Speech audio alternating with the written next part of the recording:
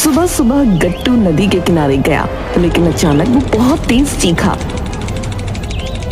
अरे खून, अरे खून, अरे अरे प्रधान जी। कहते हुए गट्टू गांव की तरफ भागा।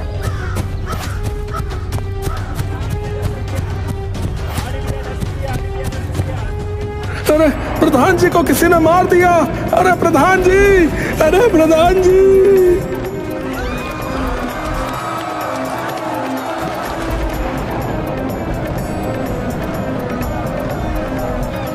तभी वहां प्रधान जी की पत्नी अशर्वी देवी भी पहुंची।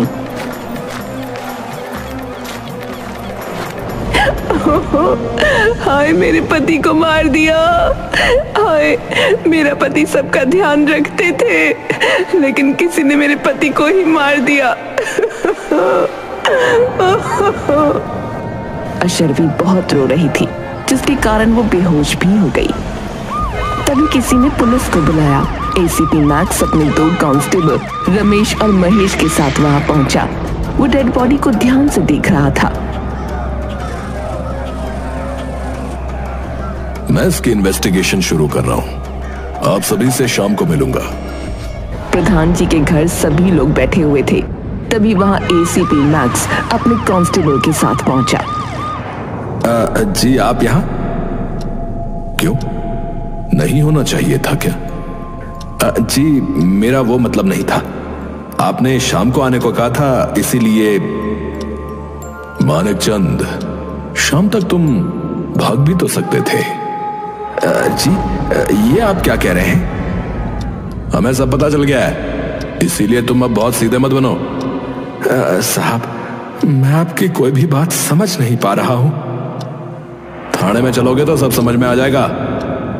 जी मैं क्यों? अरे खुद प्रधान जी का कत्ल करके हमसे पूछ रहा है। साहब ये क्या कह रहे हैं आप? मैंने कुछ नहीं किया। वो हम खुद पता लगा लेंगे कि तुमने क्या किया है। देखिए, आपको कोई गलतफहमी हुई है, मैंने कुछ नहीं किया। देखो मानिक, ये केस बहुत सरल है। तुम अभी उप प्रधान हो, प्रधान बनना चाहते थे, इसीलिए तुमने प्रधान जी को मार डाला।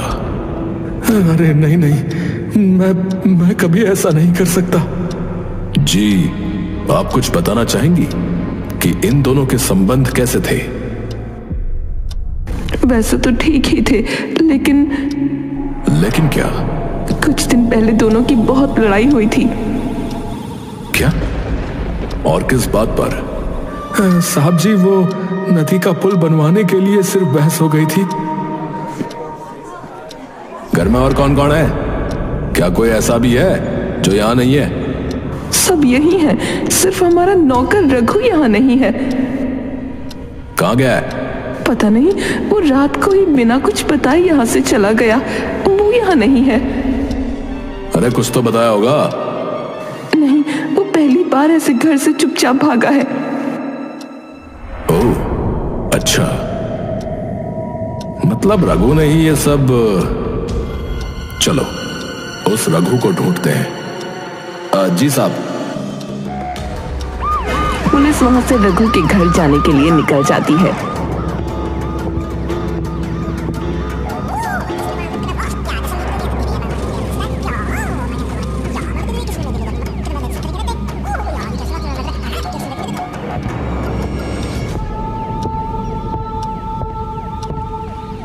हमने रघु की पत्नी से बात की, लेकिन वो कह रही है कि रघु कल आया था, लेकिन कहां चला गया पता नहीं। ठीक से पूछो, ऐसे कैसे नहीं पता होगा? सर हमने बहुत बार पूछा। मैक्स खुद रघु के घर में गया और उसकी पत्नी मीनाक्षी से मिला। तुम सच में नहीं जानती कि रघु यहाँ क्यों आया था? साहब जी, कल तो वो बहुत घबराए हुए आए थे और यहाँ से कहीं दूर चलने के लिए कह रहे थे।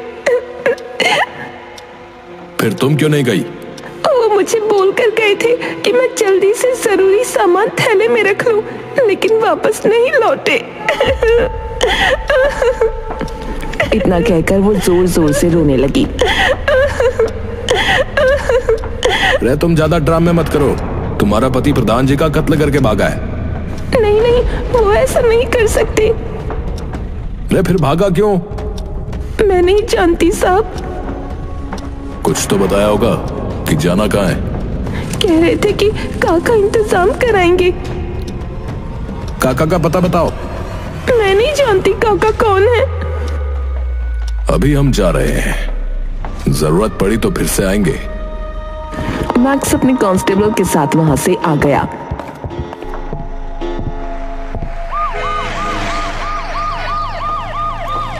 मैक्स रमेश और महेश के साथ चाय की दुकान पर आकर बैठ गया। आप किसी काका को जानते हैं? काका? पता नहीं साहब, मैं किसी काका को नहीं जानता। रघु को जानते हो? रघु जो प्रधान जी के यहाँ? जी वही, जो उनके वहां काम करता था। हाँ हाँ, कभी कभी आता था, लेकिन 2 दिन से नहीं आया है। ठीक है, अगर आए तो हमें बताना। वो वहां से जाने लगे, तभी मैक्स को एक आवाज सुनाई दी। अरे क्या हुआ काका? पुलिस कैसे आई थी? मैक्स वापस चाय वाले के पास पहुंचा। अब तुम सच खुद से बताओगे या हमें निकलवाना है? मुझे माफ कर दीजिए साहब, मुझे माफ कर दीजिए। रघु को कहां भेजा है? साहब, मुझे एक चिट्ठी मिली थी जिसमें लिखा था कि अगर मैंने रघु को छुपने में मदद की तो मुझे बहुत सारा पैसा मिलेगा। चिट्ठी? चिट्ठी किसने भेजी थी? अब इसके बारे में नहीं पता साहब। वो चिट्ठी कहाँ है? मैं लेकर आता हूँ। काका ने एक चिट्ठी मैक्स को लाकर दी। ये चिट्ठी मुझे मिली थी साहब। मैक्स और कांस्टेबल चिट्ठी लेकर वहां से चले गए। तुम कैसे पुलिस वाले हो? कल से अब तक मेरे पति के हत्यारे को ढूंढ नहीं पाए हो? जी हम ढूंढ रहे हैं। जरूरत नहीं है। आपका गुस्सा भी जायज है, लेकिन हम हत्यारे को जल्दी ढूंढ लेंगे। अब जरूरत नहीं है, क्योंकि मुझे उनका लिखा हुआ एक सुसाइड नोट मिला है। उन्होंने आत्महत्या की है। सुसाइड नोट कहाँ है? कौन? Suicide note? ये रहा। लेकिन डेड बॉडी खून से लथपथ थी। मैं क्या कहूँ, मेरा तो घर ही उजड़ गया। सुसाइड के बाद उनको जानवरों ने घायल कर दिया होगा। ऐसा कहकर वो जोर जोर से रोती है। उसने सुसाइड नोट मैक्स को दिया। मैक्स ने सुसाइड नोट पढ़ा। वो कांस्टेबल के साथ घर से बाहर आ गया। बेचारी कितने दुख में जी रही है साहब।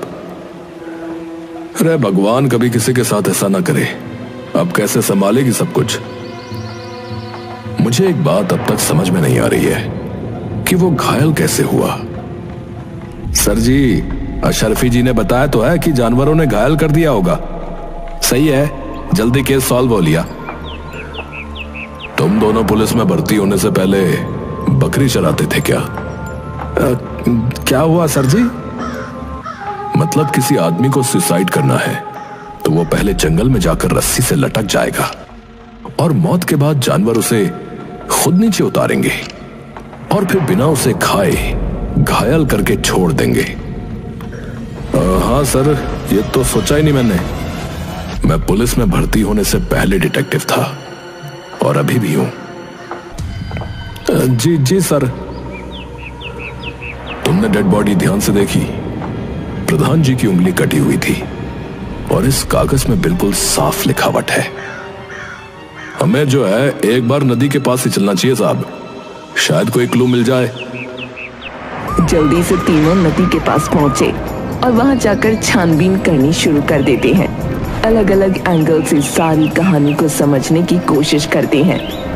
तुम दोनों को कुछ समझ में आया? हाँ सर, ये मानिक और प्रधान जी नदी के किनारे आए होंगे। नदी के ऊपर पुल बनाने के लिए बातें हुई होंगी और फिर बहस होली होगी और फिर मानिक ने रघु की मदद से प्रधान जी को मार दिया होगा। और सुसाइड दिखा दी होगी। कहानी कुछ ऐसी ही है। चलो मिलते हैं मानिकचंद से। तीनों मिलकर प्रधान जी के घर पहुंच जाते हैं। मानिकचंद को भी वहां बुला लिया जाता है। सभी लोग बैठ जाते हैं। क्या हुआ, अब क्यों आए हो? मैंने कातिल को ढूंढ लिया है। लेकिन उन्होंने तो सुसाइड। नहीं, कत्ल हुआ है प्रधान जी का। कत्ल?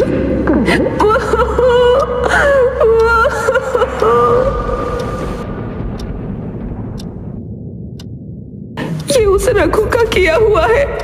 तभी मैक्स की नजर सामने दीवार पर टंगे हुए फोटो फ्रेम पर जाती है, जिसमें अशरफी देवी प्रधान जी के साथ होती हैं। ये फोटो? जी, एक शादी की है। आपके कानों के कुंडल बहुत अच्छे दिख रहे हैं। मैं यहाँ अपने पति की मौत का मातम मना रही हूँ और तुम्हें ये फालतू की बकवास सोच रही है। कातिल मिल चुका है, आप उसकी चिंता मत कीजिए। सिर्फ इस कुंडल के बारे में बताइए। हाँ बताइए, क्या विशेष दिख गया आपको इन कुंडलों में? आप लेकर आइए ना, मैं हाथ में लेकर देखूंगा। ये क्या हुआ, लेकर आइए ना। वो तो बहुत पहले खो गया था। ओह, कहां पर? यही घर से कुंडल चोरी हो गया था। शायद आपको अपने कुंडलों से कुछ ज्यादा ही प्यार है, तभी तो कल भी कान में एक कुंडल पहना हुआ था आपने। आप जाकर रघु को ढूंढिए। एक विधवा महिला से इस तरह बात करते हुए शर्म नहीं आती? अभी तो मेरे पति की राख भी ठंडी नहीं हुई है। आप कुछ बोलना चाहेंगे? साहब जी, मैं प्रधान जी को अपना बड़ा भाई मानता हूँ। उनका बहुत सम्मान करता था। मैंने कुछ नहीं किया। जाइए रघु को ढूंढिए। मैक्स ने एक गहरी सांस ली और फिर चीखते हुए तेज आवाज में बोला, अशरफी जी, आपका एक कुंडल मेरे पास है। क्या आप जानना चाहेंगी कि ये मुझे कहां मिला? अशरफी बहुत घबरा जाती है। महिला पुलिस को बुलाऊं या सारा सच खुद से बताएंगी? मैंने नहीं। मैंने सब पता लगा लिया है। सिर्फ तुम्हारे मुंह से कबूल करवाना है कि खून तुमने किया है। हाँ, मारा है। मैंने अपने पति को मारा है। मैंने इन्हीं हाथों से अपने पति को मार दिया। अब ये मगरमच्छ के आंसू बहाना बंद करो और जल्दी बताओ कि क्यों मारा। पूरा गांव वहां इकट्ठा हो जाता है। सब लोग अशरफी के बोलने का इंतजार करते हैं और हैरान होकर आपस में बातचीत करते हैं। मेरे बड़े भाई जैसे प्रधान जी को मार दिया और इल्जाम मेरे ऊपर लगा दिया। अब बोलो भी कि क्यों मारा प्रधान जी को? अरे बताओ, देवता समान आदमी थे बेचारे हैं, लेकिन ऐसी महिला से तो राम ही बचाए भैया। कैसी दुष्ट महिला है, अपने ही पति की जान ले ली। अरे एक वो सावित्री थी जो यमराज से अपने पति के प्राण खींच लाई थी, और एक ये है। सभी लोग चुप रहिए। हाँ, तुम बोलो, कैसे किया ये सब इतनी सफाई से? मैंने सबसे पहले प्रधान जी को खाने में नशे की गोलियां दी।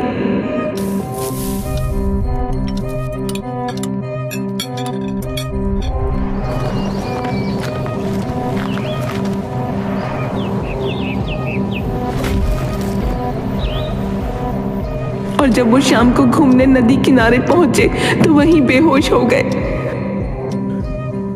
फिर तुमने अपनी साड़ी से गला घोट दिया, है ना? हाँ। फिर घायल क्यों किया? ताकि सुसाइड लगे। लेकिन इस सब में तुम गलती से कुंडल छोड़ आई, और ये प्रधान जी की माला से एक रुद्राक्ष तुम्हारे घर आ गया, जो मुझे तुम्हारे घर के आंगन में मिला था। जी। वैसे योजना बहुत अच्छी बनाई थी आपने। जी, मैंने सोचा था कि सबका शक मानिक पड़ जाएगा और काम भी हो जाएगा। ओह, अच्छा। लेकिन डिटेक्टिव एसीपी मैक्स के रहते ये कैसे संभव है? अच्छा, लेकिन ये बताइए, रघु और काका का क्या योगदान है इस सब में? और रघु कहाँ है? वो कोई ने पानी पिलाओ, बहुत कांप रही है बेचारी। रमेश शर्फी को पानी लाकर देता है और वो पानी पीती है। आगे की कहानी शुरू करें। जी, रघु की इसमें कोई गलती नहीं थी। शाम को रघु भी नदी की तरफ आया था और उसने मुझे देख लिया था। अरे मालकिन, अरे ये आपने क्या किया? तुम यहाँ क्या कर रहे हो? आपने प्रधान जी का कत्ल कर दिया। तुमने कुछ नहीं देखा। अगर बाहर जाकर बताया तो मारे जाओगे। मैं यहाँ से जा रहा हूँ। ठीक है, मैं तुम्हारे भेजने का इंतजाम कर दूंगी। तुम यहाँ से भाग जाओ। तब मुझे एक नया मोहरा मिल गया कि अब इल्जाम रघु के ऊपर आएगा, इसलिए मैंने काका को चिट्ठी भेजी। लेकिन तभी अचानक से रघु वापस आ गया। वो वापस क्यों आया? वो पैसे लेने आया था। कह रहा था कि 5 लाख रुपए दे दो ताकि मैं शहर में जाकर रहने लगूं। अच्छा, फिर तुमने 5 लाख दिए? नहीं, मुझे लगा कि अगर मैं इसे आज पैसे दे दूंगी तो ये आगे भी ब्लैकमेल करेगा और बाहर जाकर अपना मुंह खोल देगा। इसलिए तुमने रघु को भी मार दिया? जी, अगर वो जिंदा रहता तो पुलिस उसे पकड़ती। वो तब भी मुंह खोल सकता था और ब्लैकमेल भी कर सकता था, इसलिए मारकर जमीन में गाड़ दिया। वाह, बहुत मास्टरमाइंड हो तुम।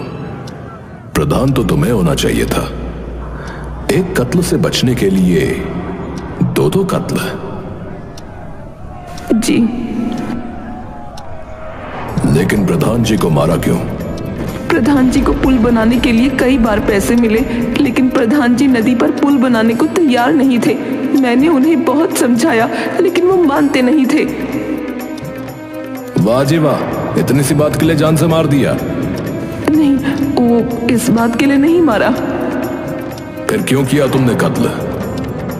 नदी पर पुल न बनने से गांव के कई लोगों की मृत्यु होती है, लेकिन उनकी लाश कभी नहीं मिलती, क्योंकि प्रधान जी मानव तस्करी करते थे। क्या? जी, इसलिए पुल नहीं बनवाते थे, क्योंकि अभी नदी में डूबने के बहाने से उनका व्यापार चल रहा था। मैं इसलिए उनसे हमेशा लड़ती थी, समझाती थी, लेकिन उनको कभी समझ नहीं आया। मानक, क्या तुम भी ये बात जानते थे? जी हाँ, कई दिन पहले मेरा भी उनसे झगड़ा इसी बात को लेकर हुआ था। डिटेक्टिव एसीपी मैक्स ने इस केस को सॉल्व कर दिया और अशरफी को प्रधान जी और रघु के कत्ल के इल्जाम में गिरफ्तार करके जेल भेज दिया गया।